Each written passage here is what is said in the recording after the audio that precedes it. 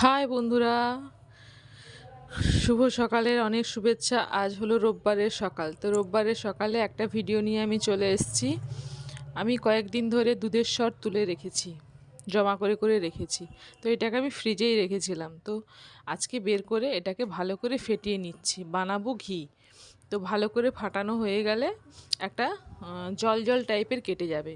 এই যে দেখুন, জল জল টাইপের হয়ে গেছে। এইবারে এর মধ্যে আমি ফ্রিজের ঠান্ডা জল মেশাবো। ফ্রিজের ঠান্ডা জল দিয়ে এটাকে ভালো করে ধুয়ে নেব। ফ্রিজের ঠান্ডা জলটা দিলে ভালো করে বাটারটা উঠে আসবে। ভালো করে বাটারটা একদম শক্ত শক্ত করে বাটারটা উঠে চলে আসবে। তো সেইটা দিয়েই আমি ঘি বানাবো। এই যে দেখুন কি সুন্দর করে বাটারটা উঠে গেল। এটাকে ভালো করে জলটা নিচড়ে একদম শুকনো করে নিয়ে রাখতে হবে। তারপরে একদিকে আমি কড়াই বসিয়ে দিয়েছি। তো কড়াইটা গরম হতে থাক।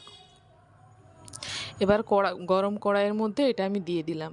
দিতে একদম গ্যাসটাকে সিমে রেখেছি। তো একদম সিমে রেখে এটাকে দিয়ে দিলাম। এবার এটা হতে থাকবে আর খুন্তি খুন্তি দিয়ে নাড়াতে থাকতে হবে। দুটো আমি লেবু পাতা দিয়ে দিলাম, কারণ লেবু পাতা দিলে এর স্মেলটা দারুণ আসে, এত সুন্দর সেন্ট আসে।